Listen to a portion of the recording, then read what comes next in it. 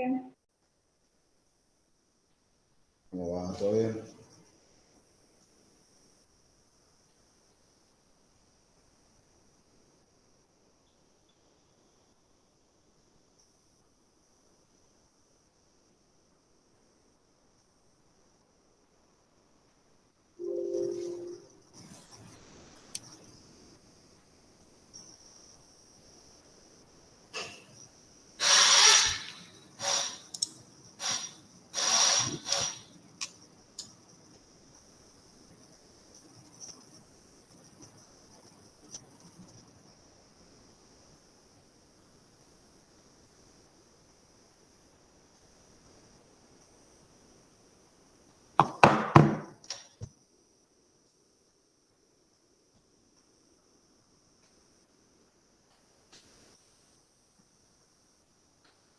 Les recuerdo las camaritas, como siempre,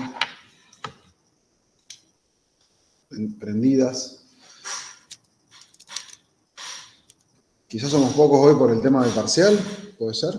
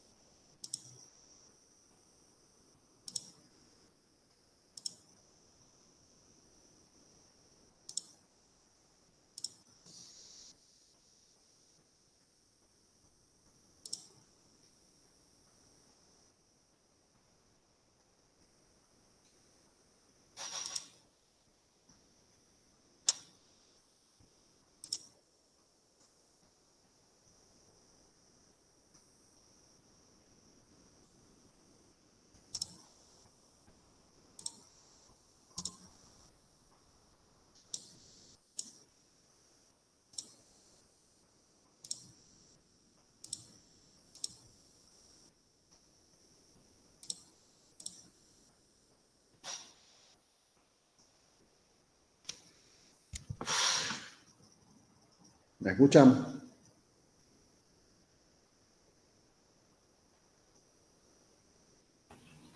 Yo sí lo escucho, profe. Bueno. Les pido que prendan las cámaras, por favor. No hay absolutamente una sola persona con la cámara prendida.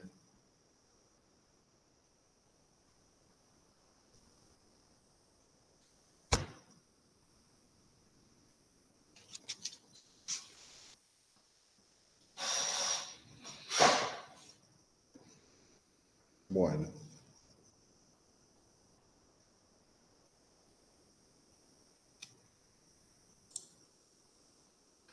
¿Qué les pareció el parcial?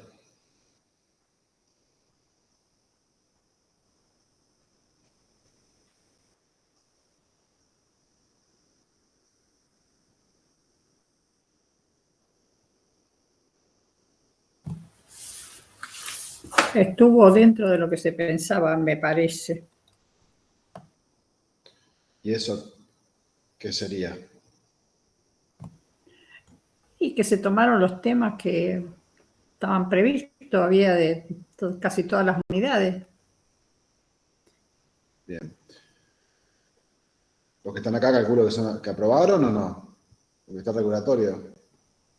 ¿Sí? Yo no aprobé. ¿No? Yo, profe, tuve que rendir el sábado, así que no me presenté, voy al recuperatorio. Está bien. Está bien. El lunes. Yo le quería Sería preguntar. entra a la misma unidad y no se suma a las 7 al recuperatorio. Creo que las 7 entraba. No, no entró. ¿No? Son las mismas Me informaron. unidades en el recuperatorio. Me informaron mal entonces. ¿O estoy yo equivocado? ¿Qué pregunta me quería hacer? No, eso que eran si se confirmaban que eran las mismas unidades, de la 1 hasta la 6. No, eso si usted dice que era hasta las 6, seguro. No hay ninguna duda. No se agrega nada. Está bien.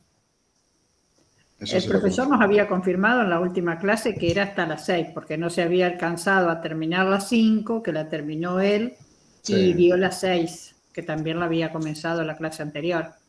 Está bien. Entonces las 7 no se había podido ver. Está bien.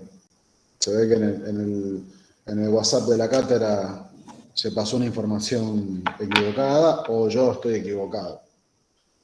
Una de dos. Bueno, hoy vamos a ver si, esta creo que la bolilla de bolsa es la 5, creo. Sí, tampoco estoy equivocado en esto. No, la 5 es la que habla de... La 6 entonces. La 6 es contrato. A ver, vamos a ver de duda. Bolsas y mercados es la 5, sí, profe. Me parecía. Me equivoco, pero tampoco está. Sí. La 5. Bueno, nosotros habíamos empezado a hablar la vez pasada, cosa que al final entre el Día del Estudiante y se nos atrasó un poco el cronograma porque entre el Día de la Primavera y la semana que no hubo clase por el tema de los exámenes, perdimos 2 martes. Pero bueno, la última vez habíamos empezado a hablar del tema o no habíamos empezado a hablar del tema de bolsas. Sí, habíamos empezado la unidad 5. ¿Hasta dónde habíamos visto? Ah, ya le digo.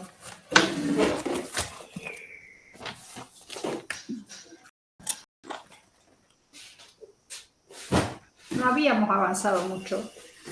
No, me imagino que no. Pero por eso les pregunto.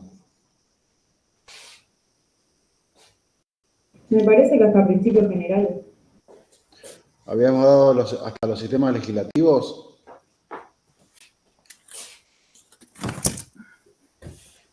¿No les había hablado del tema de la desmutualización?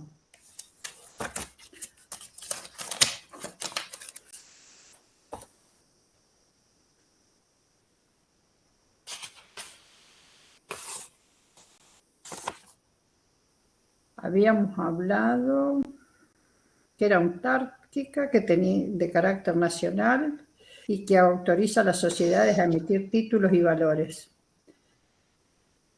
Les hablé del régimen legal argentino, del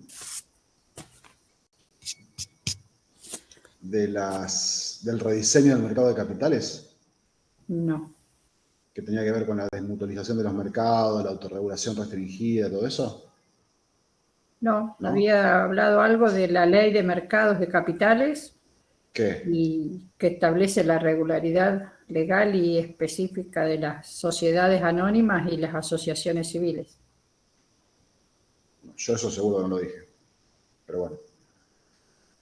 No, está bien. Entonces me confundía con derecho, donde sí había hablado del tema de la desmutualización de los mercados. Bueno, el tema es el siguiente. Vamos entonces a retomar desde acá. Desde digamos, la regulación del Código de Comercio hasta el año 68, bueno, rigió el Código de Comercio. A partir del año 1968 se dictó la ley llamada de oferta pública, que era la ley, digamos, la ley 17.811. Ley de oferta pública.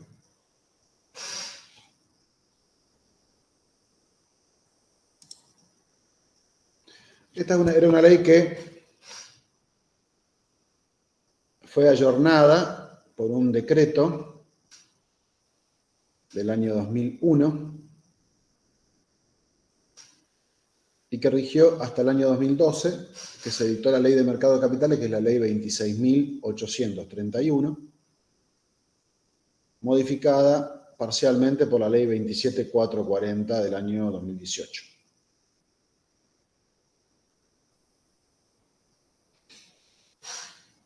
Esta ley nueva, la del año 2012, la 26.831, es una ley que viene a rediseñar el mercado de capitales.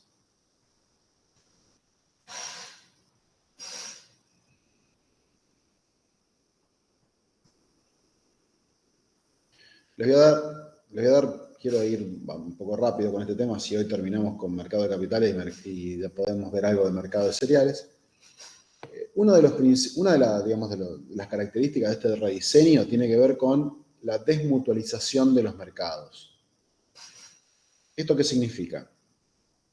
Nosotros, bajo el imperio de la ley 17811, la ley de oferta pública, teníamos mercados mutualizados. ¿Esto qué significa?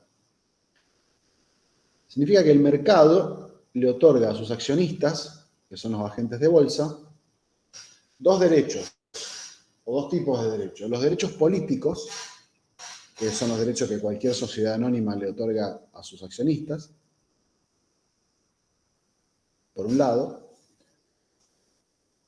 y el otro derecho era el derecho operativo, es decir, el derecho a poder operar dentro de ese mercado. Para hacerlo, digamos, en palabras simples, estaban diseñados más como no digo un club de amigos, pero como un club cerrado, mediante el cual únicamente podía operar aquel que tenía una acción del mercado. Este tipo de mercados, llamados mutualizados, tienden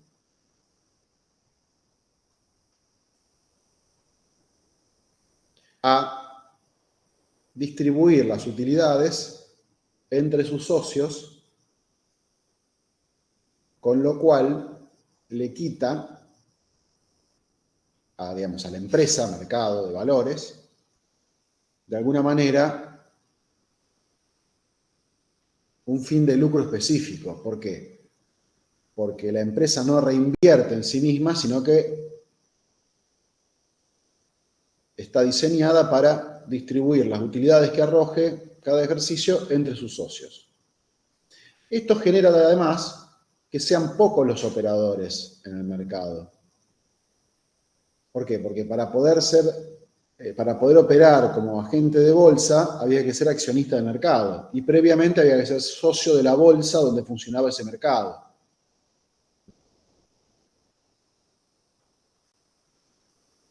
Es decir, bajo el imperio de la ley anterior, había que ser, para ser agente de bolsa, había que ser primero socio de la bolsa de comercio y luego había que ser accionista del mercado, comprar una acción del mercado, una acción que nos daba el derecho, obviamente, político de cualquier sociedad anónima y económico, y aparte el derecho de operar. Es decir, si vos no eras accionista del mercado, no podías ser agente de bolsa, así de simple. Obviamente que era una acción que costaba, según la época, no menos de $100.000. Esto generaba un cuadro de pocos operadores y por eso, en parte, nuestro país no tiene tampoco un mercado de capitales muy desarrollado. Yo les decía la clase pasada, no sé si se acuerdan, que una de las funciones del mercado de capitales es canalizar el ahorro. En nuestro país, por cuestiones económicas, luego culturales, para saber por qué, no es motivo de análisis por parte nuestra, la gente tiende a ahorrar, en general, o a canalizar su ahorro, sus excedentes en dólares y en, generalmente, inmuebles, excepcionalmente plazo fijo, en el caso de que, por ejemplo, las tasas estén altas.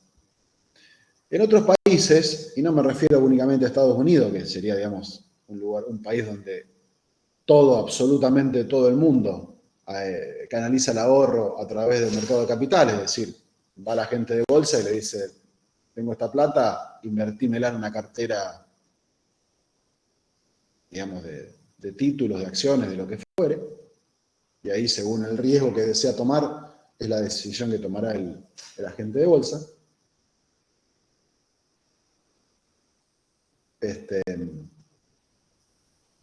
Sin irme a ese ejemplo, digamos, extremo, no tan lejos de acá, en Brasil, por ejemplo, aproximadamente un 25, un 30% de la población de a pie, no me refiero a la gente, digamos, millonaria ni rica, invierte sus ahorros en el mercado de capitales, en la bolsa, como quien dice, ¿verdad? Es un país con características diferentes. De hecho, por caso, las propiedades no se cotizan en dólares, se cotizan en reales. Está bien, son fenómenos distintos, son países diferentes. Pero bueno, con los cuales nos podemos pagar. Nosotros no nos podemos comparar con Estados Unidos porque es otro mundo. Pero nos podemos comparar con países, digamos, vecinos como Brasil, como Chile, como Uruguay, como Paraguay, etc. Bien, el caso de Brasil es un típico caso donde, por ejemplo, está mucho más difundido el ahorro a través del mercado de capitales que en este país donde prácticamente a nadie se le ocurre. Me refiero a la gente de a pie, es algo que está reservado a cuestiones muy puntuales. De hecho, el mercado de Rosario no está enfocado desde el punto de vista comercial a canalizar el ahorro, digamos, del pequeño ahorrista ni del medio ahorrista, sino que está canalizado a el financiamiento de las pymes, a generar instrumentos de financiamiento para el desarrollo de las pymes. Bueno, ¿en qué cambió? Que vuelvo al tema de la desmutualización. ¿En qué cambió el régimen anterior con la nueva ley? Con la nueva ley se elimina el requisito de ser accionista para poder ser agente de bolsa. Con lo cual, en teoría, y repito, en teoría, se tiende a que haya más actores en el sistema. Obviamente que, en realidad, como todas las cosas que se hacen en este país, después de que se calmaron las aguas con el dictado de esta ley, hay menos actores que antes. ¿Por qué? Porque como la Comisión Nacional de Valores, que es la autoridad de aplicación, impone enormes requisitos de tipo patrimonial a los fines de poder ser inscripto como un agente de negociación, que es lo que se llamaba antes agente de bolsa. Por empezar, hay que tener un patrimonio, hay que ser persona jurídica, ya no pueden ser personas físicas, tienen que tener un patrimonio muy elevado. Hizo que muchos pequeños agentes se tuvieran que fusionar, o sea, se juntaron a los fines de poder seguir operando en el mercado, de modo tal que en vez de tener más actores tenemos menos. Pero en definitiva, el criterio de la ley, la inteligencia de la ley, el sentido y el fin es que en vez de haber menos agentes, haya más agentes. Y para lo cual se elimina el requisito de que deba ser autorizado, de que debe ser accionista del mercado el agente, sino que tiene que ser simplemente aprobado por la Comisión Nacional de Valores, o sea, autorizado por la Comisión Nacional de Valores, y ahí va al mercado y puede comenzar a operar. Entonces, como resumen de esto, la desmutualización, en definitiva, implica y tiene por objeto que los mercados, no solamente los de valores, sino todos los mercados, tengan un fin de lucro en sí mismo y no tiendan a alocar las utilidades entre sus miembros. O sea, que sean empresas con verdadero fin de lucro, que reinviertan en sí mismas a los fines también de difundir el mercado de capitales como una opción de financiamiento y de canalización del ahorro.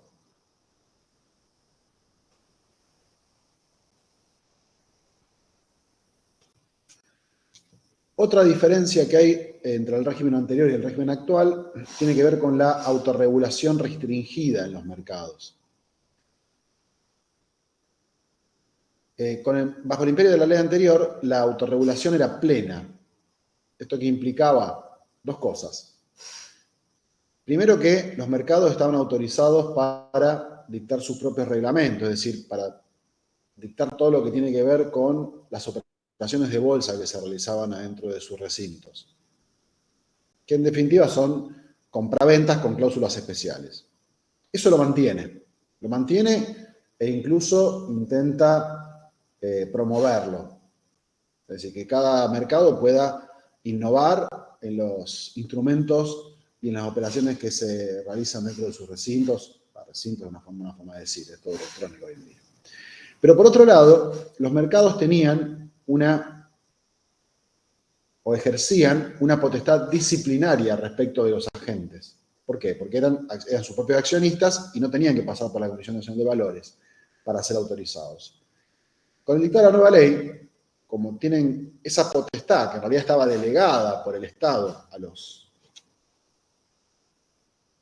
mercados, la potestad disciplinaria respecto de los agentes de bolsa, la repatrió el Estado a través de la Comisión Nacional de Valores y ahora no solamente los autorizan a los agentes como tales, sino que además tienen una potestad disciplinaria plena respecto de su actuación.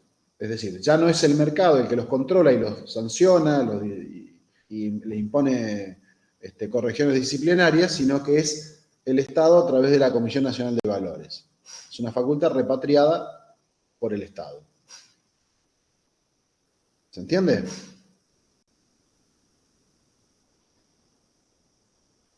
Sí, ¿Lo entiende, Teresa? Que la veo con cara de circunstancia. Sí, profesor, sí, lo entendí. Bien. Otro tema tiene que ver con la pérdida de las funciones naturales de las bolsas. Con el régimen anterior, el sistema estaba dado de la siguiente manera. Como las bolsas, según lo expliqué la vez pasada, son preexistentes a los mercados, dentro de cada bolsa funcionaban distintos mercados. Por ejemplo, en Rosario estaba la bolsa de comercio y dentro de las bolsas funcionaba el mercado de valores, el mercado de cereales, posteriormente el mercado de ganado, el mercado de futuros.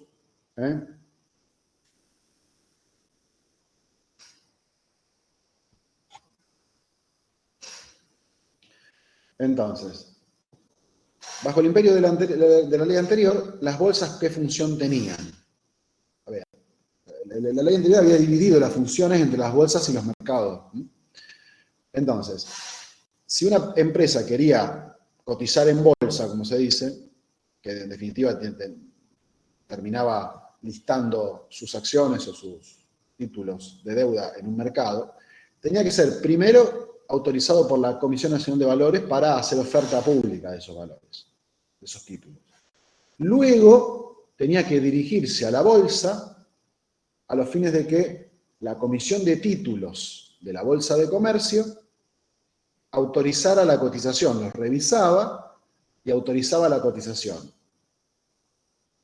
Y recién ahí podían ser ofrecidos en el mercado en el mercado que estaba dentro de la órbita de esa bolsa. Mercado de valores estamos hablando.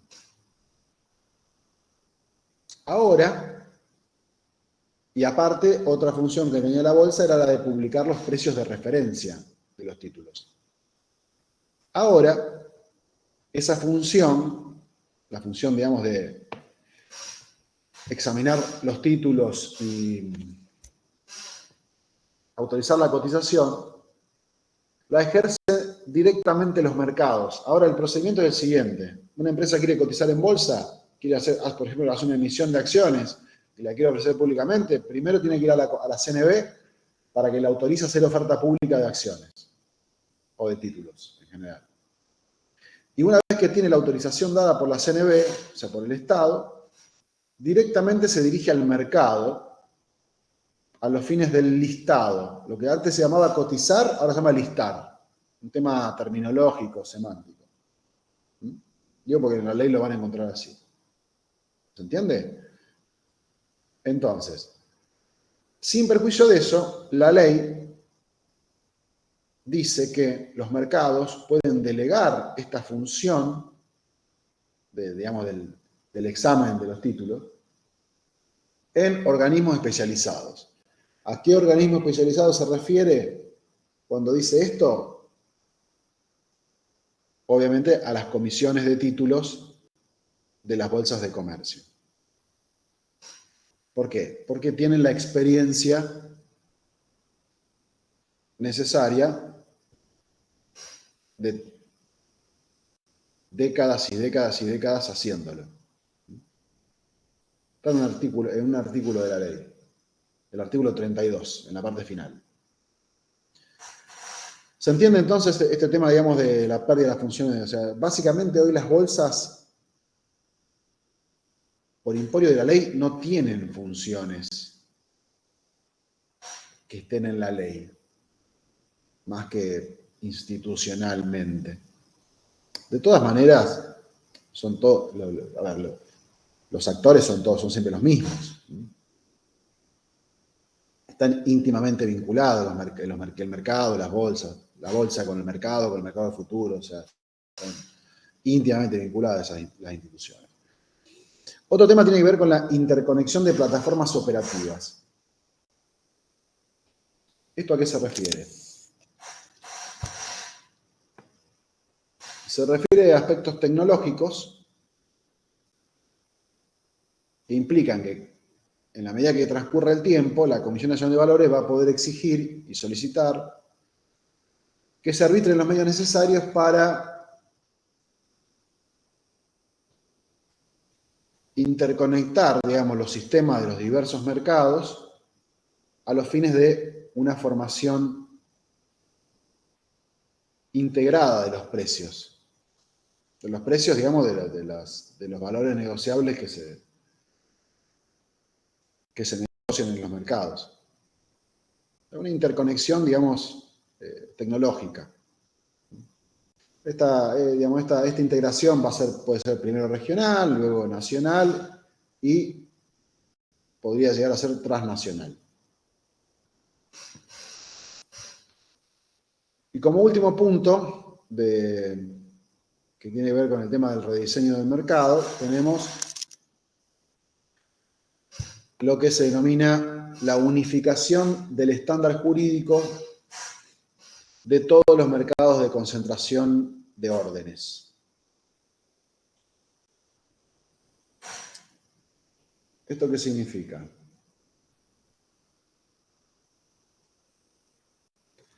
Significa que con la ley anterior solamente estaban regulados los mercados de valores.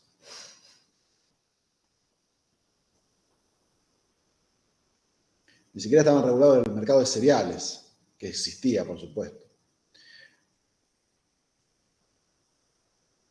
Lo que sucede es que luego, ustedes piensan que la ley es del año 68, luego surgieron otros mercados, como por ejemplo los mercados de futuros. En el país creo que hay dos, que son el ROFEX, que está acá en Rosario, y otro es el MATBA, el mercado a término de Buenos Aires, y otro tipo de mercados no institucionalizados como los llamados mercados OTC, en inglés es over the counter, como por ejemplo el MAE, que es el mercado abierto electrónico. ¿Qué pasa? El resto de los mercados, los únicos que estaban regulados eran los mercados de valores, los cuales le permitía, entre otras cosas, por ejemplo, conformar fondos de garantía a los fines de atender los incumplimientos por parte, digamos, de los agentes.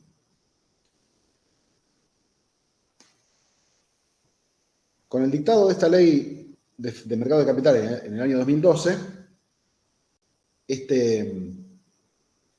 esta cobertura legal se extiende a todos los mercados de valores, a los mercados de cereales, a los mercados de ganado, a los mercados de futuros, a los mercados no institucionalizados como el MAE. O sea, como digo, no institucionalizados son mercados extrabursátiles, ¿verdad? Se llaman los OTC. Donde en realidad se negocia cualquier tipo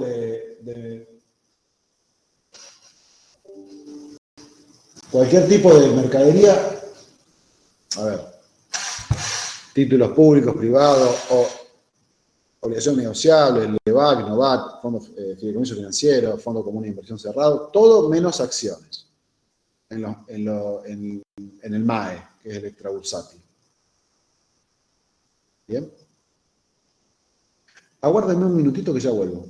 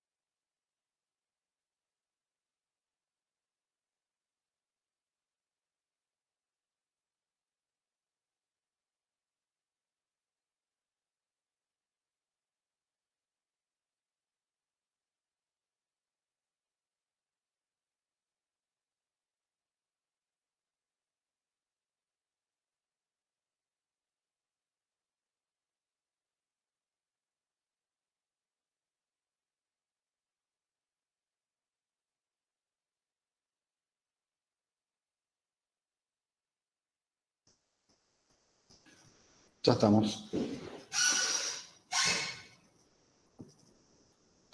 Bueno, entonces, esos son más o menos las diferencias que hay entre un régimen y el otro. Vamos ahora a pasar un poco revista de algunas cuestiones puramente legales, como por ejemplo la autoridad de aplicación. ¿Cuál es la autoridad de aplicación? La Comisión Nacional de Valores, que es una entidad autárquica de carácter técnico, obviamente, con jurisdicción en todo el país.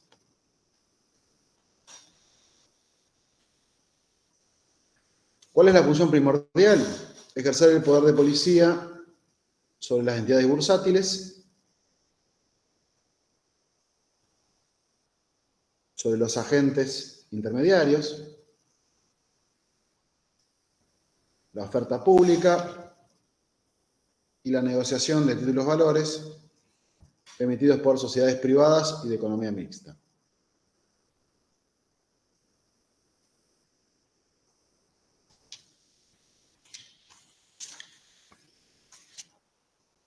Está compuesta por 5 miembros, un directorio de 5 miembros que son designados por el Poder Ejecutivo.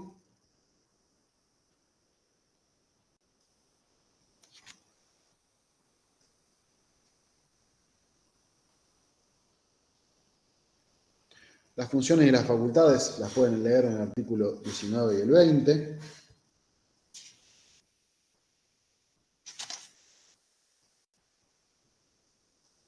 Pero, por darle alguna función, le digo porque son 250 incisos más o menos, pero para que tengan idea,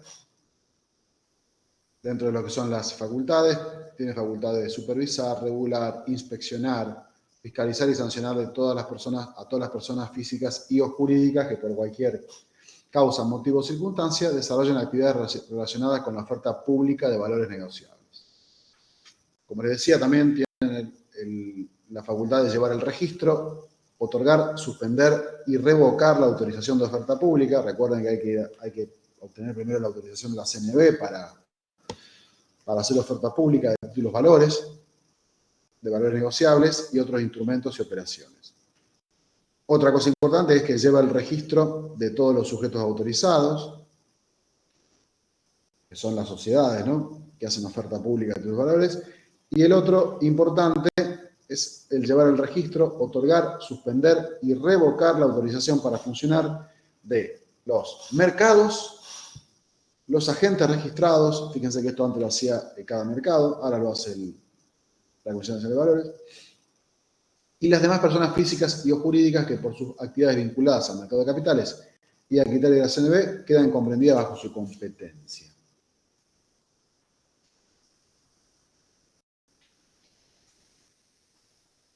Tengan presente que todas las informaciones recogidas por la CNB tienen carácter secreto. Artículo 25 de la ley.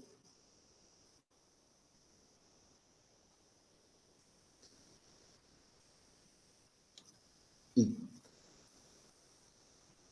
fíjense el alcance que tiene, que dice que los jueces deben rechazar de oficio todo pedido de requerimiento de dichas informaciones a la CNB, salvo en los procesos penales por delitos comunes directamente vinculados con los hechos que se investiguen.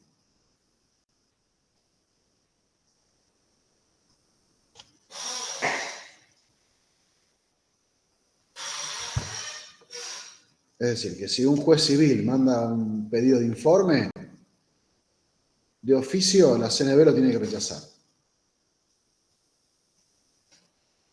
Esta obligación de secreto también se extiende, obviamente, al directorio de la CNB y a todo el personal respecto de cualquier información que hayan obtenido en el ejercicio de sus funciones, ¿no?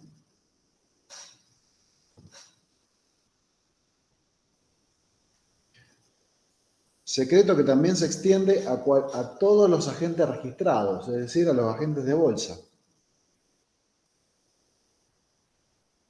Y también a todos los órganos de administración y fiscalización de los mercados. Esta obligación de secreto no rige, por ejemplo, respecto de la UIF.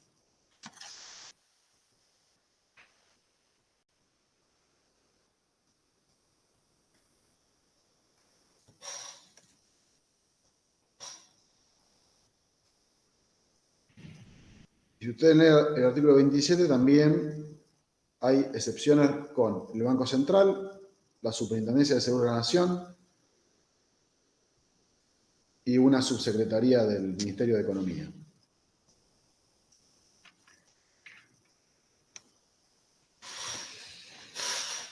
Bien, en cuanto a los mercados propiamente dichos, ¿qué forma jurídica deben adoptar?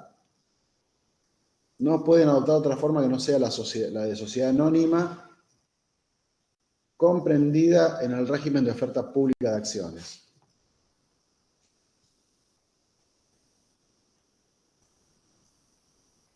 Haciendo especial hincapié en que se deben evitar grupos controlantes dentro de los mercados. Para lo cual la CNB dictará reglamentaciones que están dictadas a los efectos de evitar accionistas controlantes o formación de grupos de control. Digamos que lo que quiere evitar el Estado con esta ley es que el mercado sea controlado por un acuerdo de voluntades dentro de digamos, a raíz de un contrato parasocietario dentro del mismo mercado o por un solo accionista o un grupo de accionistas que se ponga de acuerdo.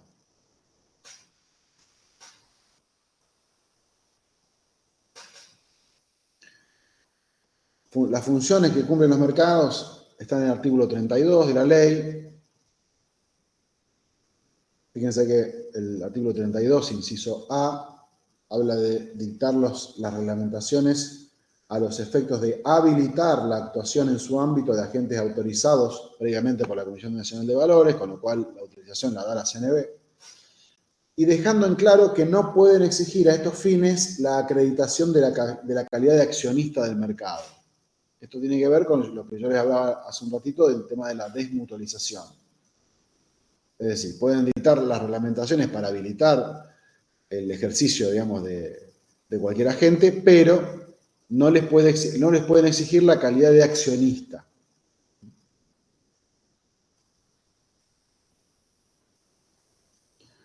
Luego, bueno, las obvias: autorizar, suspender y cancelar el listado y o negociación de valores negociables en las formas que dispongan sus reglamentos. Recuerden que esta era una función que antes cumplían las bolsas, la de autorizar la cotización, en fin, etc. Y fíjense que al final, en un párrafo separado, establece que las atribuciones previstas en los incisos antes indicados podrán ser ejercidas por el mercado o delegadas parcial o totalmente en otra entidad calificada en cuanto a su conocimiento a los fines de realizar dichas actividades. Esto tiene que ver puntualmente con lo que le dije hace un ratito, el tema de la función que antes tenía la bolsa de autorizar la cotización de los valores negociables, ahora la tienen los mercados, pero los mercados la pueden delegar de manera total o parcial, porque la propia ley se los autoriza.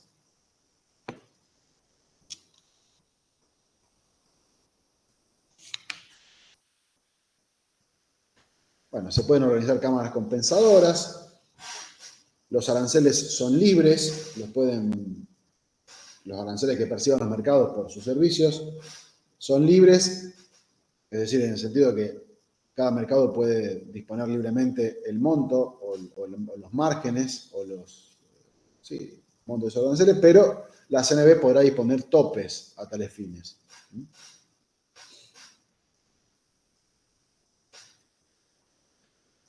En cuanto a la autorización para listar o negociar, el artículo 38 les aclara que los mercados solamente pueden permitir el listado o la negociación de títulos o valores negociables que previamente, o sea, cuyas emisoras, sociedades, hayan sido previamente autorizadas por la CNB para hacer oferta pública de esos títulos.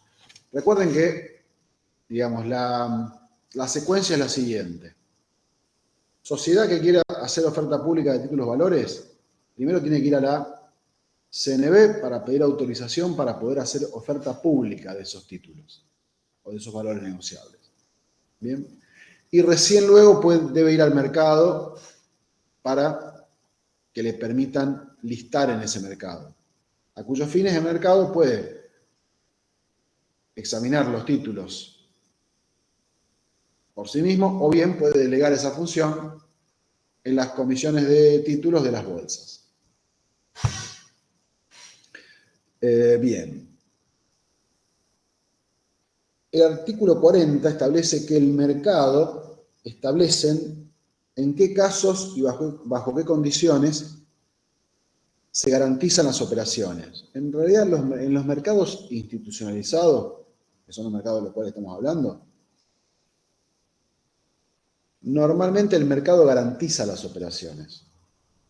Es decir, los agentes actúan entre sí y las operaciones se liquidan contra el mercado. De modo tal que el mercado garantiza el cumplimiento de los agentes.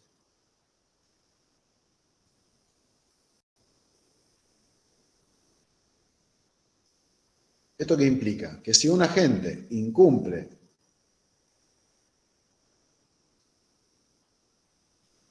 con alguna de sus obligaciones, incumple, por ejemplo, con su obligación de pagar o de entregar los títulos, depende por la parte que se encuentre, si compradora o vendedora, el mercado va, como garantiza esa operación, va a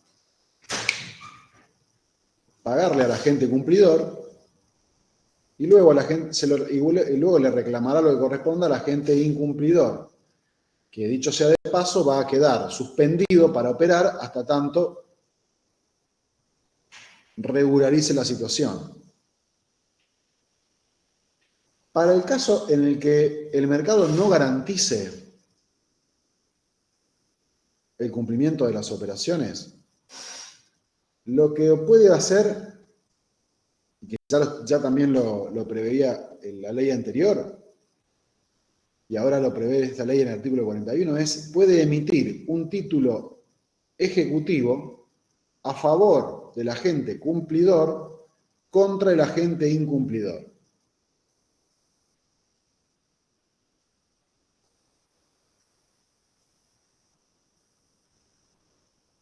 Entonces, las dos opciones son, si el mercado garantiza las operaciones y hay un incumplimiento por parte de un agente,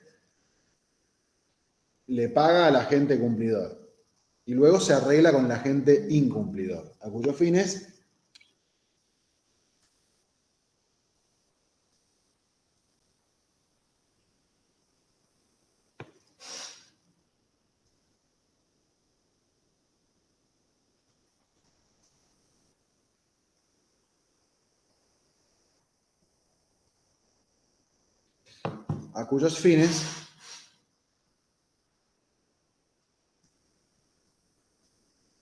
no solamente le va a reclamar el monto del incumplimiento, sino que de parte va a quedar suspendido hasta tanto regularice la situación. O sea, no va a poder operar. En el caso de que el mercado no garantice el cumplimiento de las operaciones, lo que hace es emitir un título por el monto del incumplimiento, de la operación incumplida, emite un título ejecutivo a favor del agente cumplidor contra el agente incumplidor. De modo tal que el agente cumplidor va a poder ir a los tribunales y le va a poder ejecutar ese título al agente incumplidor.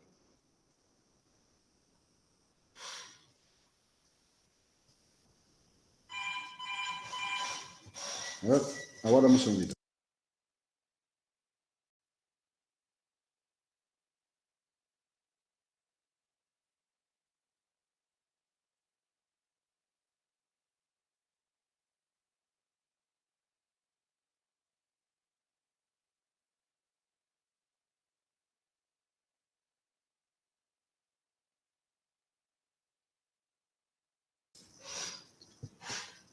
Ahora en un minutito voy a tener que suspender un minutito.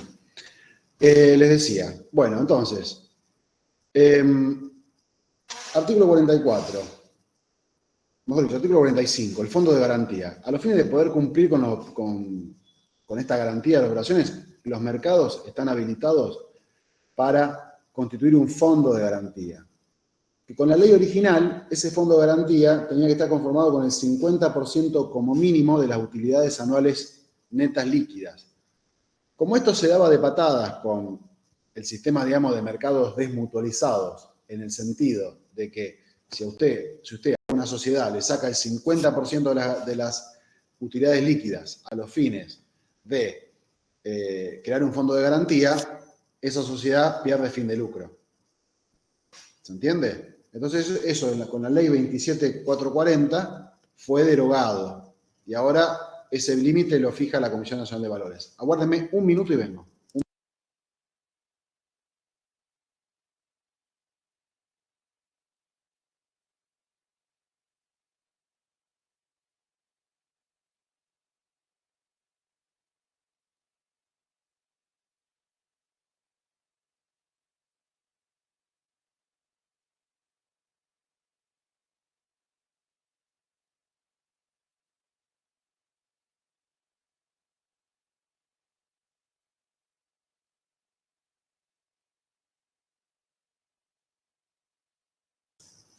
Listo.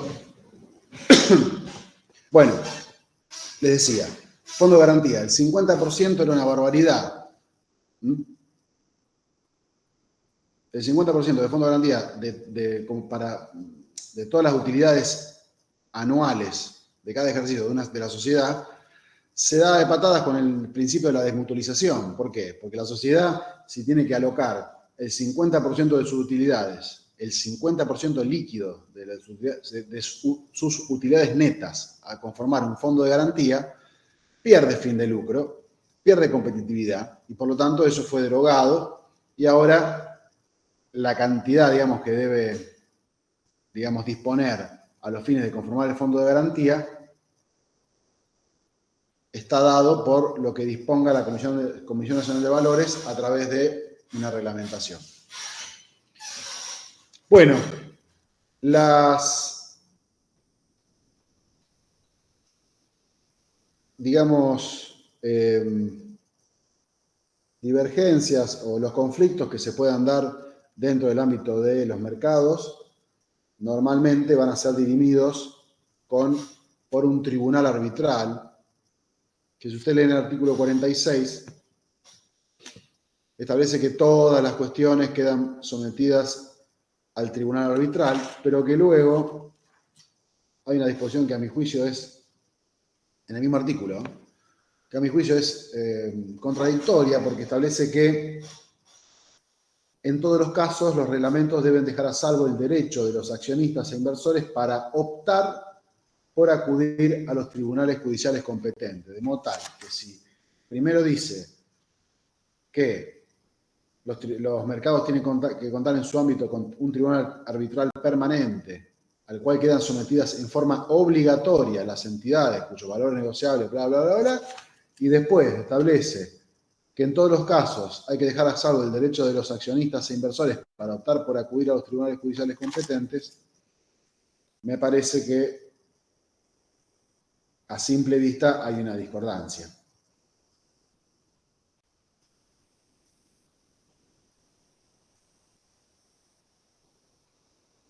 ¿Por qué les digo esto? Porque si uno lee rápido dice, bueno, no, está bien, pero el tribunal arbitral es para solucionar los conflictos o para dirimir los conflictos que se den entre las sociedades emisoras. Pero no, entre sí, pero no, porque dice entidades cuyos valores negociables se negocian dentro de su ámbito en sus relaciones con los accionistas e inversores. Es decir, que está hablando de conflictos entre sí y en relación con sus accionistas e inversores. Y luego, tras cartón, nos dice que siempre pueden optar los accionistas e inversores por acudir a la vía judicial. Entonces, no es tan obligatorio. Bueno, el tema de los agentes registrados. Ahora, antes llamados agentes de bolsa. Artículo 47. Es más de lo que ya le dije. Se tiene que ser autorizados por la CNB, no por los mercados como era anteriormente. El artículo 53 establece que tienen que guardar secreto de las operaciones que realicen por cuenta de terceros, así como de sus nombres. Quedan relevados, dice la ley, de esta obligación, o sea, cuando se levanta el secreto, por decisión judicial. Por decisión judicial. Antes hablaba, la ley anterior decía únicamente de cuestiones judiciales dictadas en cuestiones de familia y en procesos criminales. Ahora dice únicamente decisión judicial. Pero también cuando le sea requerida por la Comisión Nacional de Valores, por la UIF, o sea, la Unidad de Información Financiera, el Banco Central, o la Superintendencia de Seguros de la Nación. A lo cual hay que agregarle la AFIP, que está en el párrafo siguiente. Hay un tema que es el tema de la fuerza probatoria de los instrumentos firmados por los agentes de bolsa, ahora llamados agentes de negociación, agentes registrados, etc. Que está dado en el artículo 54 y que de alguna manera emula lo que establecía la Ley de Oferta Pública 17.811. Que establece que los instrumentos que firmen los agentes gozan de autenticidad. Hay una discusión doctrinaria respecto de qué significa autenticidad, si pasan a ser instrumento público, claramente no, o si se transforman de alguna forma en escribanos. Suponemos que esa autenticidad a la cual se refiere el documento que es intervenido, de alguna manera genera una presunción, digamos, de autenticidad, pero no lo transforma en un instrumento público, sino, digamos, en un instrumento privado calificado, si se quiere.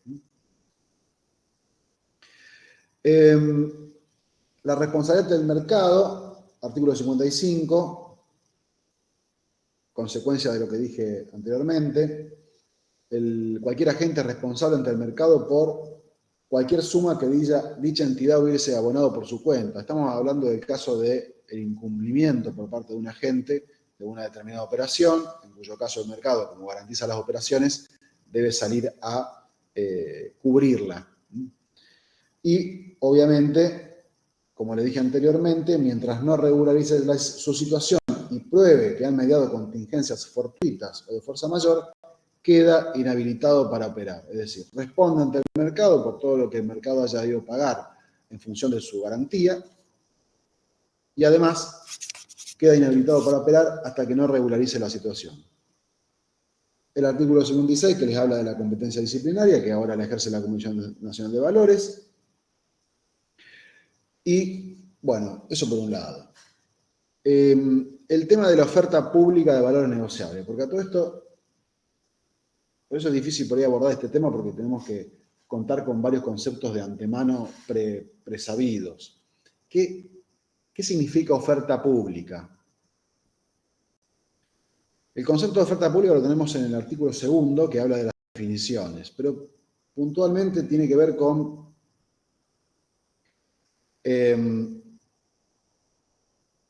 hacer por cualquier medio, es una invitación que se hace a personas en general o a sectores o grupos determinados para realizar cualquier acto jurídico con valores negociables efectuada por los emisores, bla, bla, bla, bla. Bueno, artículo 2, de las definiciones está el concepto de oferta pública. ¿Cuáles son los sujetos de la oferta pública?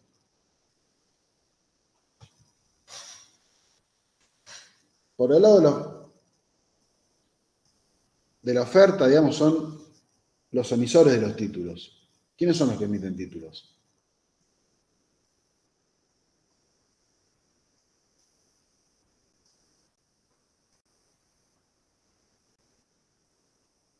¿Cómo preguntó, profesor? Claro, ¿quiénes son dentro de lo que son los sujetos de la oferta pública, quiénes son los emisores de los títulos? Si los títulos son públicos o privados. Siempre privados, nunca hablamos de títulos públicos acá. Y las sociedades. Claro, las sociedades anónimas. El Estado está fuera de la ley de oferta pública, de la ley de mercado de capitales. Los títulos emitidos por el Estado quedan fuera del ámbito de la ley están excluidos del régimen de oferta pública de la ley conforme al artículo 83 de la propia ley. No se les aplica. Los que Entonces son las sociedades anónimas. Exacto. Que emiten acciones o, por ejemplo, obligaciones negociables. Exacto. Y también la ley habla de organizaciones unipersonales o sociedades dedicadas en forma exclusiva o parcial al comercio de aquellos. ¿A qué se refiere esto? Por un lado pueden emitir las sociedades anónimas, que son, digamos, los emisores naturales, y por otro lado,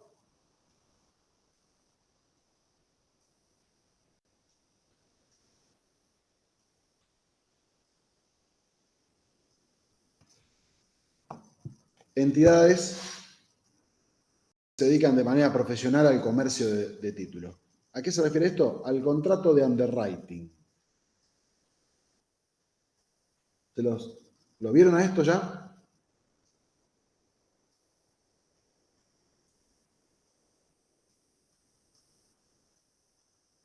¿Alguien sabe qué es el contrato de underwriting? Bueno, se lo explico sencillamente, muy sencillamente, porque tiene sus modalidades. Yo sé que este es un tema medio árido, pero bueno, ¿qué va a ser? El contrato de underwriting es un contrato por el cual normalmente una entidad financiera, normalmente un banco, lo que hace es prefinanciar la emisión de una sociedad y después se dedica a colocar esos títulos en el mercado.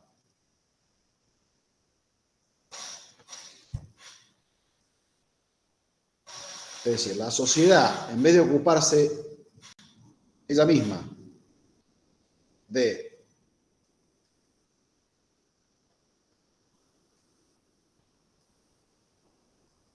la cotización del mercado y la oferta pública y cotizarlos en la bolsa, o sea, o listarlos en el mercado para ser más preciso con la terminología,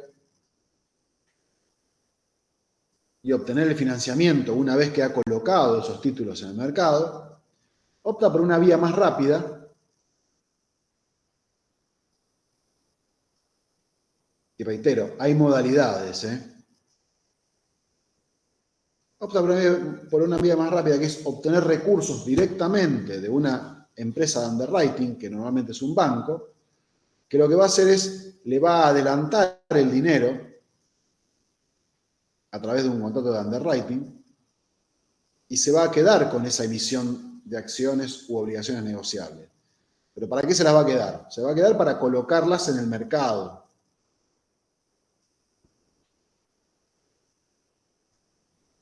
Es decir, ya desde el vamos, la emisora, la sociedad anónima emisora, se desprende de esas acciones u obligaciones negociables.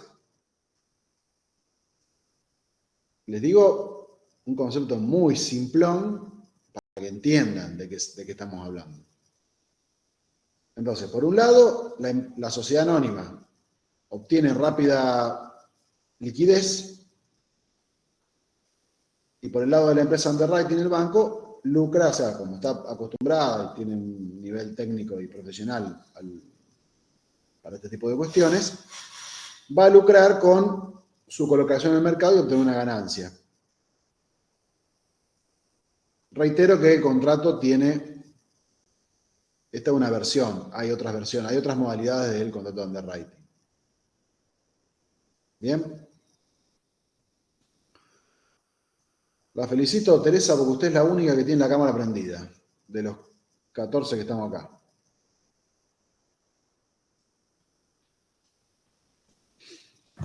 Gracias, profesor, pero no me haga odiar. No, está bien. Un comentario nomás. Para nada, porque la van a odiar por eso. Bueno, entonces, ¿quiénes son los destinatarios de la oferta? Personas en general o grupos determinados. ¿Cuál es el objeto de la oferta? Solamente valores negociables emitidos o agrupados en serie que por tener las mismas características y otorgar los mismos derechos dentro de su clase, se ofrecen en forma genérica y recién se individualizan al momento de cumplirse el contrato respectivo. O sea, la oferta es genérica, los títulos son fungibles entre sí.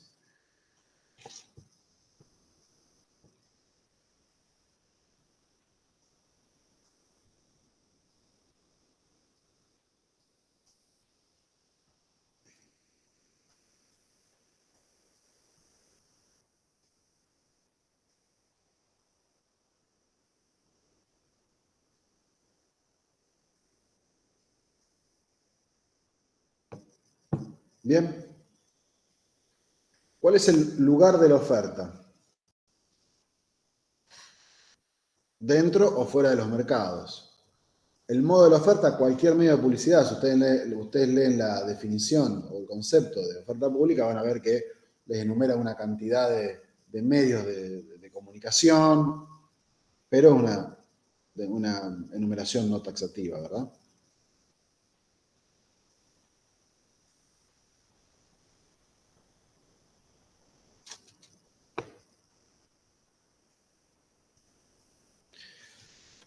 Bien, como les dije anteriormente, artículo 83 excluye del régimen de oferta pública al Estado, a los títulos que emite el Estado, que generalmente no, siempre son bonos, son títulos representativos de deuda.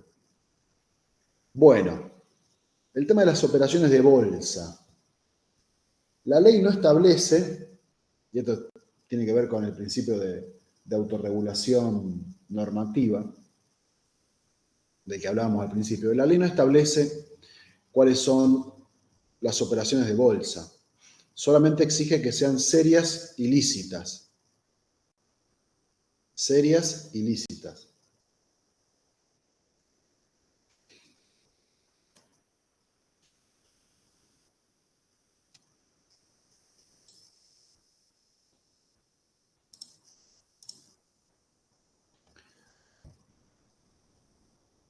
Vamos a pasar revista a algunas de las operaciones más comunes dentro de lo que es el mercado de valores. La primera es las operaciones de contado. Como todas son una compraventa o una modalidad de compraventa, es una compraventa especial en la cual las prestaciones se cumplen inmediatamente luego del celebrado del contrato y se liquidan luego con el mercado. En el mismo día, estas son las operaciones de contado inmediato, o dentro de las 72 horas, que es lo que denominamos operación de contado normal.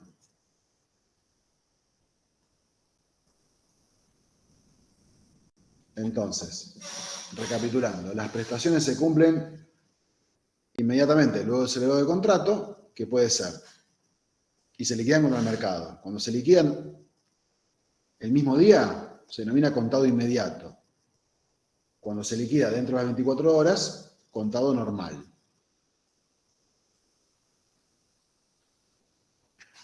Luego tenemos las operaciones a plazo o a plazo firme, también llamada. Acá se establece un término que es mínimo de 4 días, porque en menos de 4 días estaríamos hablando de contado normal, y máximo de 120 días.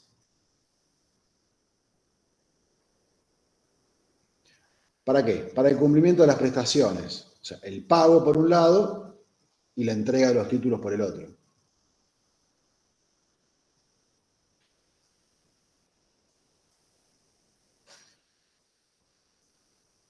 Y acá, obviamente, como yo les comentaba anteriormente, hay dos situaciones que se pueden dar en caso de incumplimiento.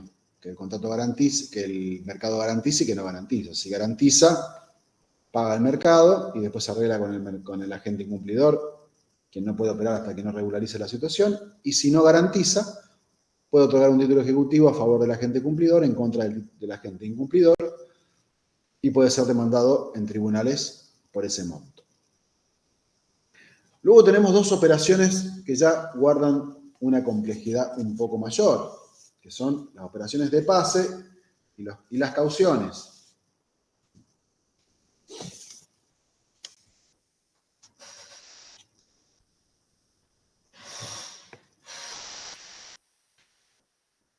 Que son operaciones técnicamente similares, pero que guardan cierta diferencia. La operación de pase es un contrato que contempla en el cual confluyen dos operaciones simultáneas. Una venta al contado y una recompra a plazo o a término.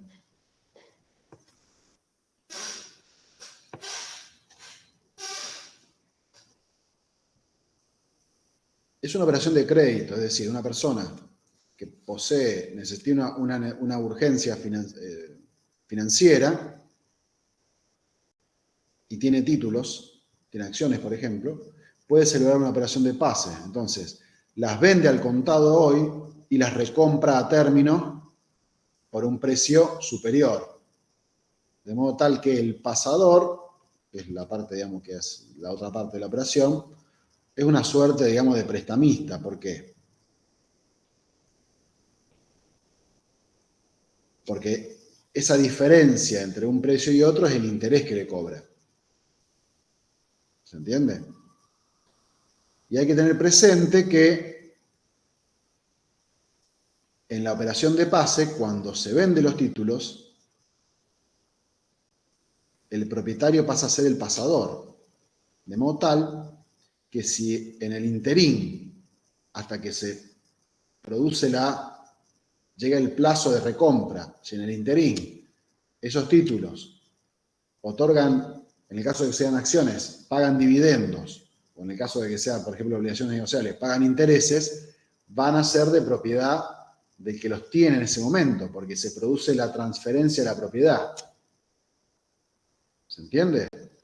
De la misma manera con los derechos políticos, si fueran acciones.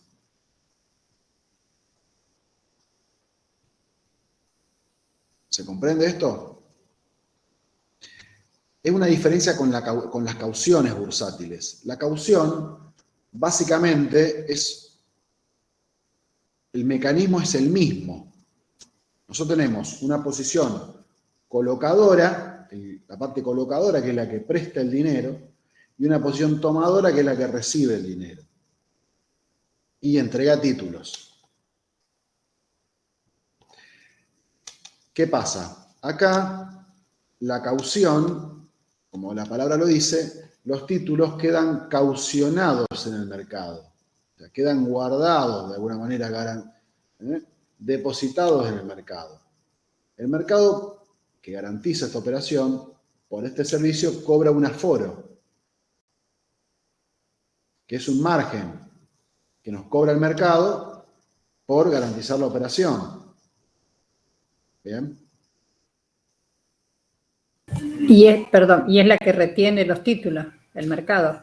Claro, los títulos quedan, por eso se llama caución, quedan caucionados en el mercado. Sí. Bien. Entonces, por esa razón, al quedar caucionados en el mercado, nos cobra un aforo. Entonces, vamos con un ejemplo práctico. ¿Y cuál es la diferencia fundamental con el pase? Que al quedar caucionados, no se produce la transferencia de propiedad a la otra parte, a la parte, digamos, colocadora.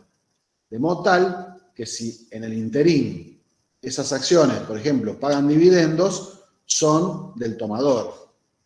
A diferencia del pase, donde son de la parte a la cual se le transfirió. ¿Se entiende? Vamos con un ejemplo práctico. Que lo tengo en un ejemplo que estaba como un ejemplo de pase, digamos, en la página web de la Bolsa de Comercio de Buenos Aires. Nosotros tenemos que calcular el valor contado. El valor contado, supongamos que la acción A está aforada al 95%. ¿Esto qué significa? Que el mercado nos cobra un 5% por el servicio. El último precio de contado de la acción es 12. La tasa de interés diaria, 1%.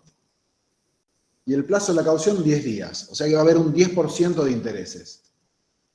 Porque es 1% diario. Nosotros, para saber cuánto es de lo que vale 12, para saber cuánto es lo que recibe el colocador el día 1, tenemos que obtener el valor final. El valor final es el precio de la acción, 12, menos lo que nos cobra el mercado, que es el aforo. O sea, es 12 menos 0,95, que es el 5% que nos cobra el mercado. Eso nos da el valor final, que es 11,4. O sea que nosotros ya arrancamos con un valor de 11,4. A eso le tenemos que restar los intereses que nos cobra el colocador. Si estamos hablando de 10 días, al 1% diario es un 10%. Entonces, si a 11,4 le restamos el 10%, que es 1,14, nos queda 10,26. 10,26 es el valor contado que recibe hoy el que tiene los títulos y necesita hacerse del dinero. Vale 12, le restamos lo que nos cobra el mercado, que es el aforo, nos quedan 11,4, a eso le restamos los intereses. Hoy recibimos, por lo que vale 12, 10,26.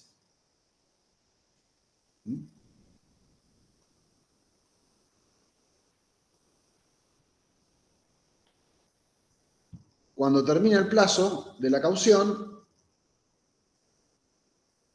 el tomador recompra sus acciones a 12.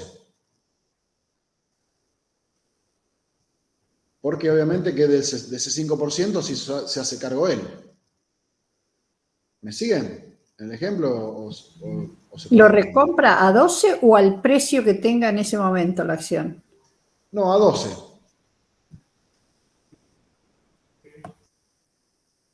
A 12, porque está caucionado y es algo entre ellos. O sea, al mismo precio que quedó. Al último precio de mercado antes de hacer la caución. Claro. A ver, lo recompra. Sigue siendo de él. Es lo que tiene que pagar para que le restituyan sus títulos. Si no paga, el mercado los liquida. Los vende al precio que esté al día digamos, al día que lo liquide. ¿Se entiende esto? La diferencia entre el pase y la caución tiene que ver con que en el pase no hay aforo, porque el mercado no se queda, o sea, no presta ese servicio de caución, y con el tema de los derechos políticos, es decir, si hay algún tipo de vencimiento en el interín,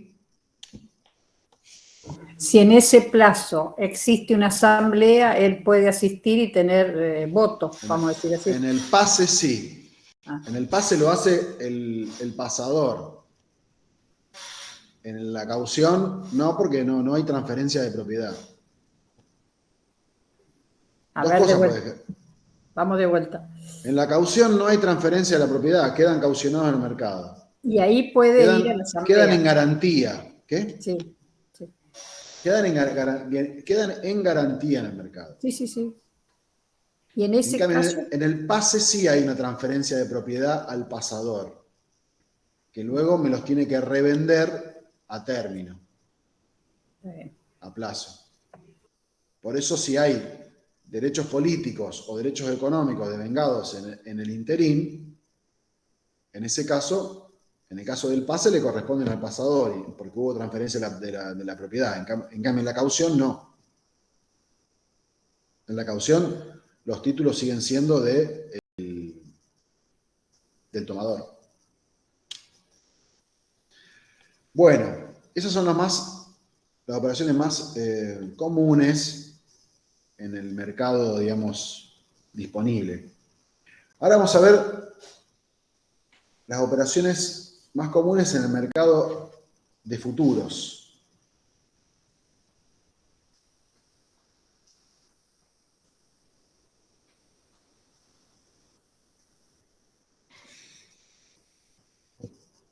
Recuerden que el mercado de futuros, un mercado a término,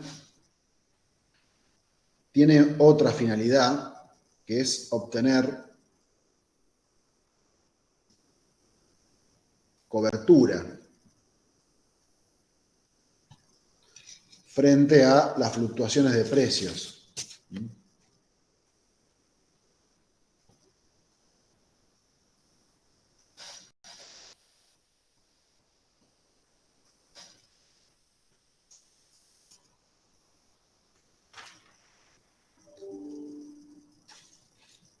Las operaciones más comunes en el mercado de futuros, por ejemplo, son los futuros, los contratos de futuro y las opciones.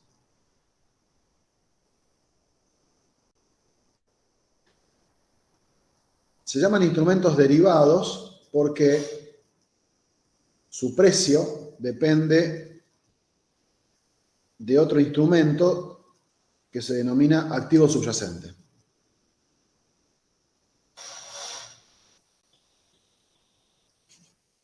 ¿Puedes repetir las operaciones más comunes?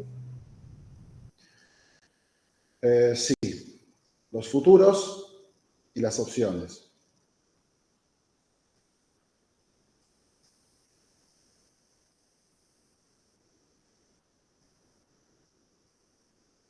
Les decía que se los denomina instrumentos derivados porque su precio depende de la cotización de otro instrumento que se denomina activo subyacente. Este activo subyacente puede ser un commodity, por ejemplo la soja, por ejemplo el petróleo, por ejemplo el oro, etc. O puede ser un activo financiero, como por ejemplo el dólar.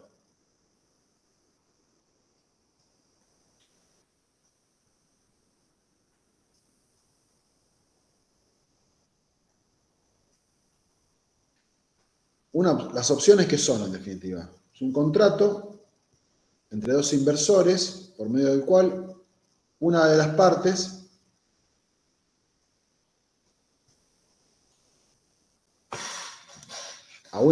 se le otorga el derecho de comprar o vender un activo en un plazo determinado y a un precio previamente pactado.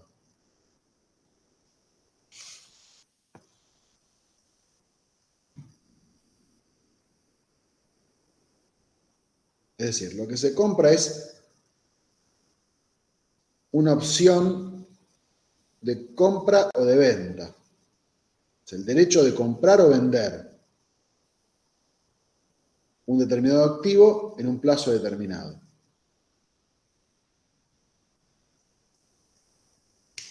Entonces tenemos opciones de compra y de venta. La opción de compra nos da un derecho de comprar un activo en un plazo determinado y la opción de venta nos da el derecho de vender un activo en un plazo determinado.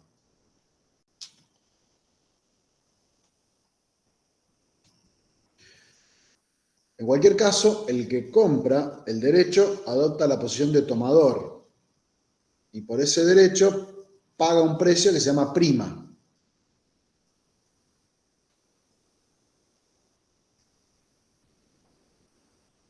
La contraparte es otro inversor que adopta el nombre de lanzador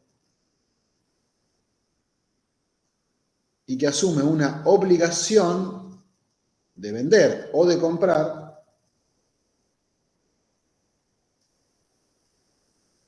los títulos cuando el tomador decide ejercer el derecho.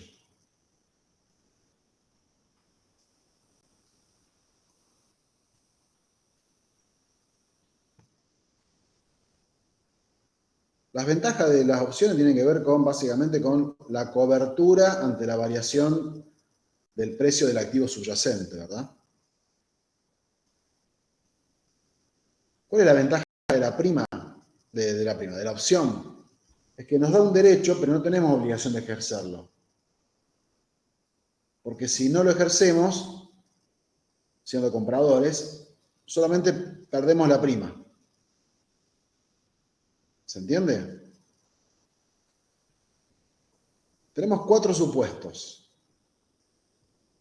El primero es el caso del comprador de una opción de compra. El que compra una acción de compra adquiere el derecho de comprar un activo en un determinado momento a un precio previamente pactado. Y por eso paga una prima. Siempre el comprador, ya sea una opción de compra o de venta, paga la prima. Porque es el que tiene el derecho de comprar o vender un activo en un determinado momento futuro, pero tiene el derecho, pero no la obligación. Si no le conviene, pierde la prima. Si no le conviene comprar o vender, pierde la prima. ¿Me siguen en esto? Porque es medio enrevesado.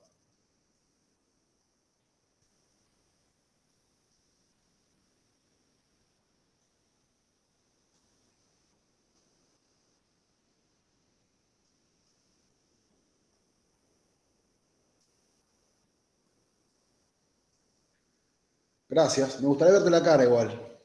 Pero bueno, me tengo que conformar con 2.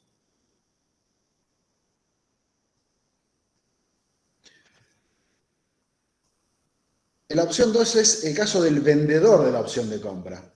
El vendedor siempre asume la obligación de vender un activo a un precio determinado, previamente pactado y en un momento futuro, y por ello cobra una prima. Siempre el vendedor cobra la prima.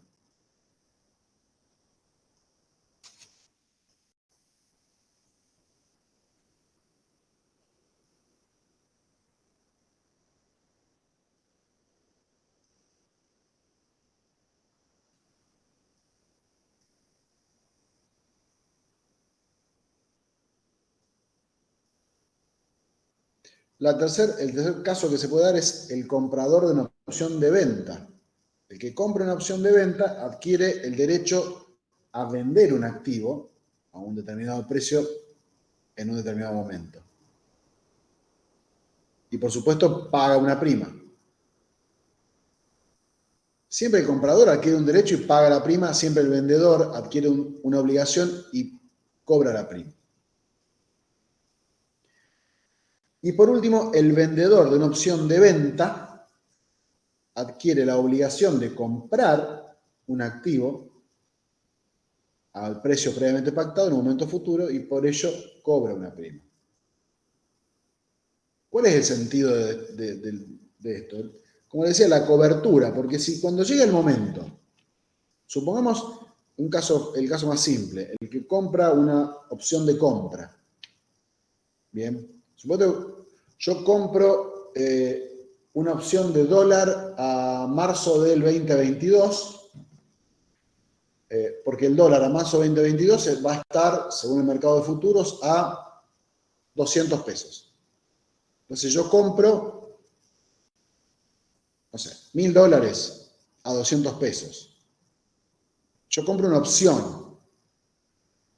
Si cuando llega el momento, el dólar en el mercado disponible está a 300 pesos, Dios me lo permita, pero si está a 300 pesos, ¿me conviene o no me conviene ejercer el derecho de comprar esos dólares? No me conviene, yo los compré a 200 pesos. Sí, pero están a 300.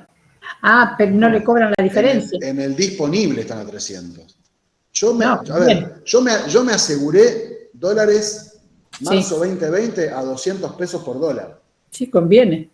Si se fue a 300, me conviene. Yo agarro los dólares y después, si quiero, los vendo. Sí. En el disponible. Pues sale a vender. Un buen negocio. Ahora, exacto. Yo tengo una opción de compra. Para eso pagué una prima. Ahora, si el dólar está a 150 y yo me aseguré a 200, ¿a mí me conviene ejercer la opción? No. ¿O me conviene perder la prima? Conviene perder la prima. Me conviene perder la prima. ¿Se entiende? Es simple.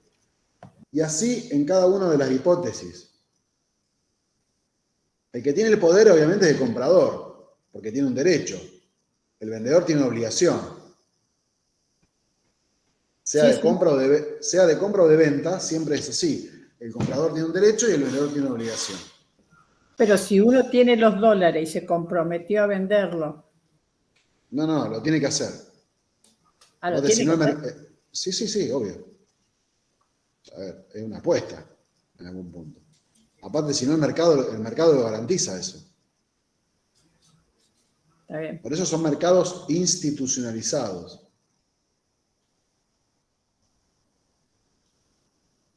Está bien. ¿Entiendes?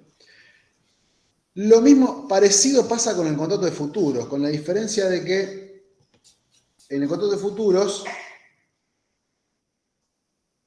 no hay opción de arrepentimiento.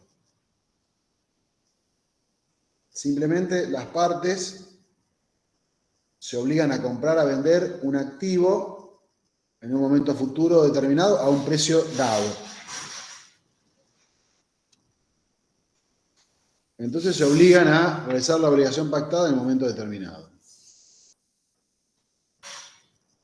También es un instrumento de cobertura que puede ser, este es más simple porque acá no hay opción.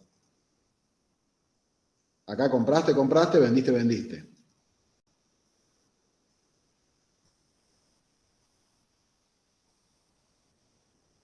Y la diferencia, la ganancia, ¿por qué va a estar dada? Por la diferencia a futuro entre el valor en el mercado disponible y el valor que yo compré o vendí. En el mismo ejemplo, a ver, esto tiene que ver con, bueno, no importa. En el mismo ejemplo, si yo compré dólar a futuro, que a marzo 2022, a 200 pesos y el dólar se fue a 300, hice un negocio. Porque yo me aseguré el precio 6, 7 meses atrás. Si el dólar bajó, perdí. La diferencia se hace por liquidación de márgenes, ¿verdad? ¿Me entiende? Más o menos. Bien. Sí, se entiende. Vamos a ver. Bueno, mejor. Vamos a ver ahora un breve paneo del tema de mercado de cereales. No los voy a aburrir con antecedentes históricos.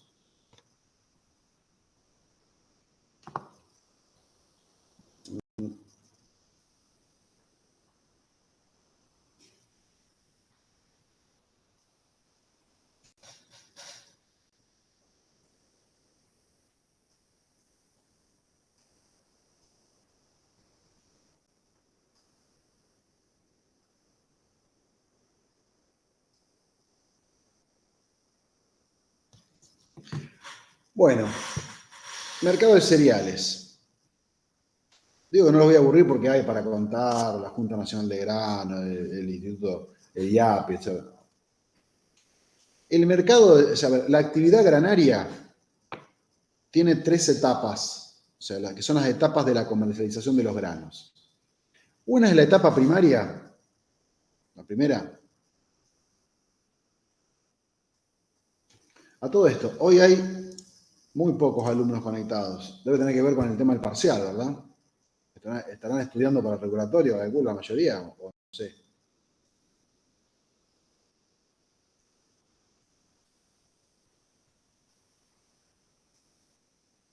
Ni idea. Bien. En la etapa primaria, las transacciones se dan entre los productores y, por un lado, por el lado de la oferta, y por el lado de la demanda, los acopios, o copiadores, y las cooperativas.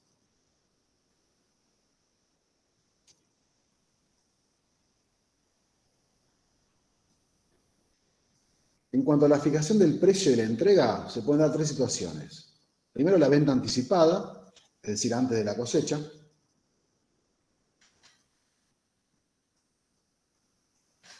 En segundo término, la venta y entrega en el mismo momento, que es cuando se cosecha y se vende.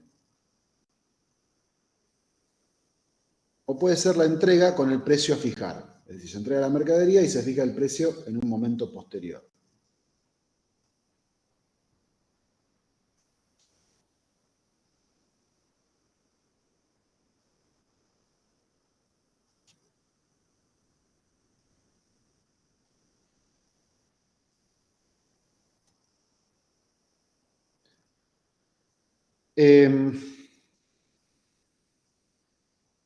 Otro servicio que puede prestar el acopio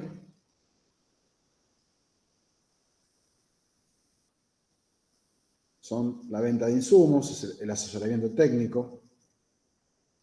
Hay que tener presente que el 75% de la producción granaria se comercializa a través de los acopios.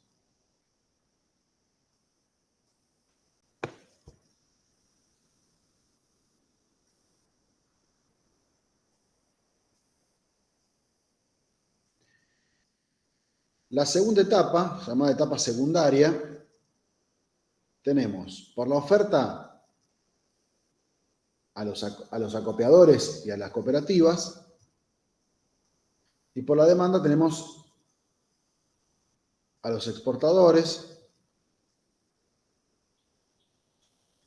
como por ejemplo, qué sé yo, Cargill, etc. Y a la industria harinera, la industria aceitera y semilleristas. Molino harinero, fábrica de aceite. Acá las operaciones se realizan en el mercado de cereales mediante corredores. Y tenemos el mercado disponible y el mercado a término también. El mercado a término o de futuros.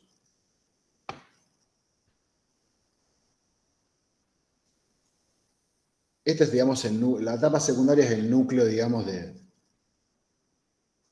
la parte, digamos, que nosotros vemos. Luego tenemos la etapa terciaria, que también llamada FOB. FOB es una sigla que significa Free on Board o franco a bordo, que en realidad es un Incoterm. Cuando vean la parte de derecho comercial internacional van a ver que los Incoterm son cláusulas que se introducen en un contrato de compraventa internacional de mercaderías, mediante la cual se pactan ciertas cuestiones. Cuestiones relativas, por ejemplo, a la transferencia de riesgos, referida a quién se hace cargo de los gastos, del seguro, etc. Y no se hace en las bolsas esta etapa terciaria, sino directamente entre empresas nacionales e internacionales.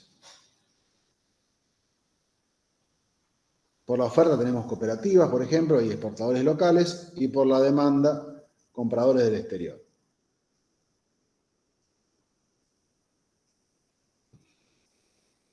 Como características físicas de la comercialización tenemos, por un lado, el acondicionamiento de los granos, que tiene que ver con el secado, la limpieza de cuerpos extraños, el tratamiento sanitario contra plagas. Por otro lado, tenemos el almacenaje, dado que la producción es estacional, mientras que el consumo es permanente, por lo tanto hay que almacenarlo para que perdure. Y por otro lado, el transporte, que tiene que ver con la distribución de las mercaderías. ¿Por qué se caracteriza el mercado disponible en el mercado granario o en la actividad granaria? Lo que caracteriza el mercado disponible es la intención de los intervinientes de entregar o recibir efectivamente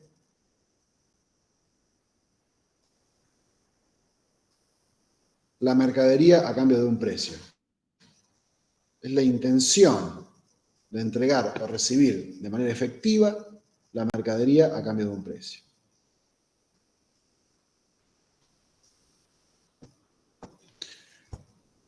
¿Los sujetos cuáles son?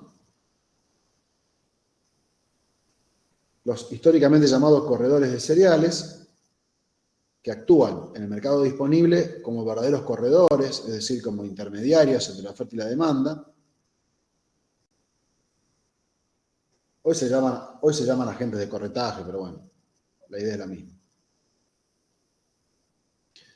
Que acercan a las partes percibiendo una comisión del 1% de la compradora y del 0,5% de la vendedora.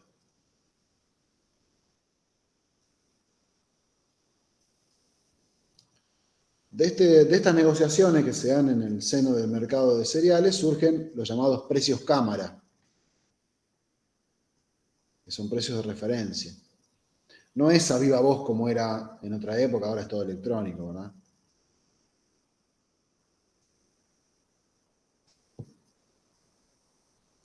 ¿A quiénes representan?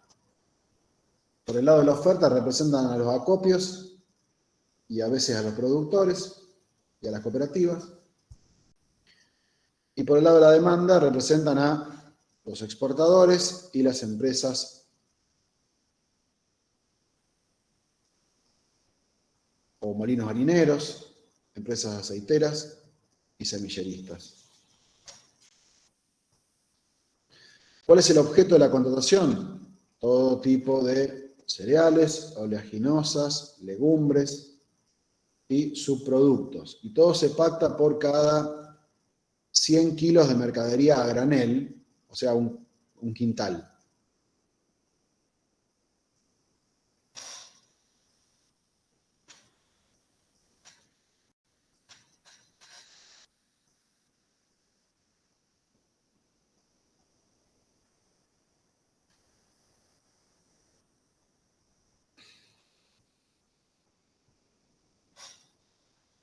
En cuanto al plazo de entrega, tenemos lo que se llama la entrega enseguida, que es dentro de los 30 días, la entrega inmediata, que es dentro de las 24 horas, y la entrega para un mes determinado, que es a partir del día 1 de ese mes.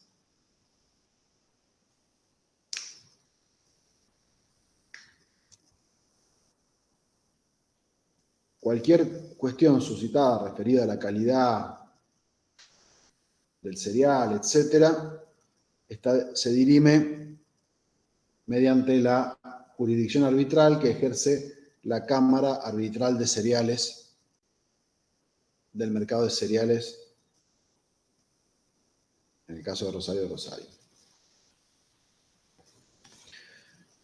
¿Cuáles son las modalidades de contratación en cuanto al pago del precio?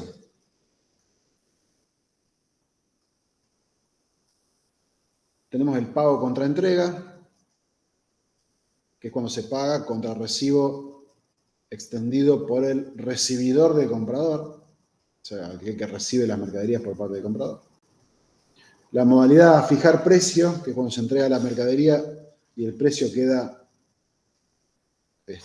pendiente de determinación, siempre se va a tomar el precio oficial para el día indicado, el precio cámara oficial, el precio que da la Cámara Arbitral de Cereales.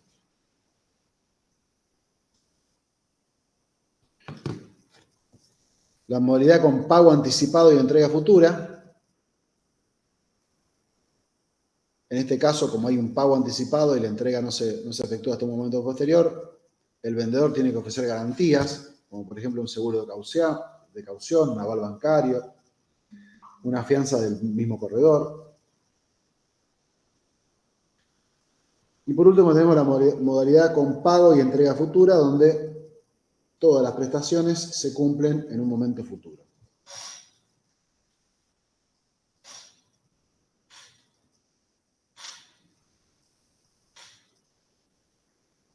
En cuanto al mercado a término, o mercado de futuros, como yo le explicaba anteriormente, el fundamento es la traslación y dispersión del riesgo de mercado.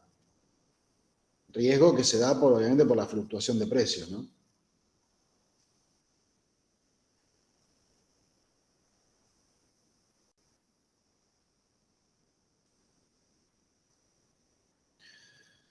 Hay que tener presente que en Argentina la mayoría de los contratos en el mercado futuro, en cuestiones granarias, culmina con la entrega efectiva de la mercadería. A diferencia de otros países donde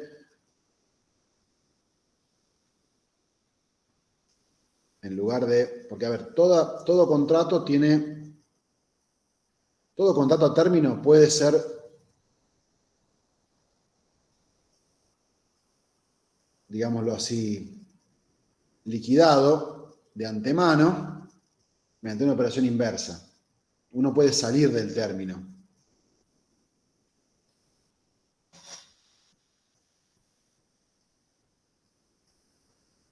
Se hace es como una cláusula de liquidación por diferencia. Se liquida antes del término, una operación aritmética especial, no es tan complicada, que obviamente siempre va a estar dada por el precio del mercado disponible al momento en que se haga la liquidación, ¿verdad? Tengo por ahí un ejemplo para darles, pero tampoco les quiero llenar la cabeza de números. ¿Cuáles son las ventajas para el productor de la existencia del mercado de futuros? Y le proporciona una información anticipada a las cosechas sobre la tendencia de los precios.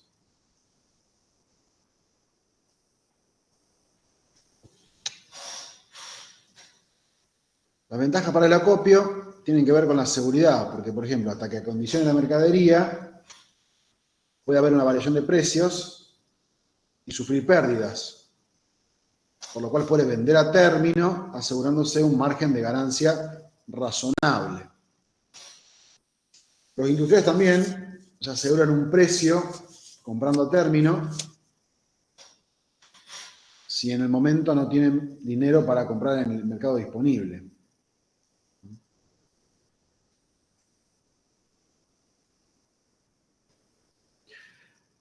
Bueno, y por último les comento que el corredor de cereales en el mercado a término no actúa de la misma manera que con el mercado disponible. Recuerden que en el mercado disponible actúa como un verdadero corredor, es decir, como un intermediario, mientras que en el mercado a término actúa como un comisionista.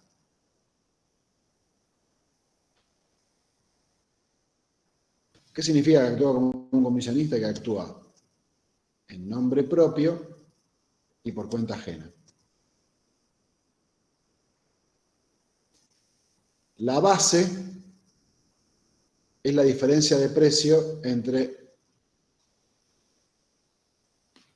el precio de un producto en el disponible y en el término.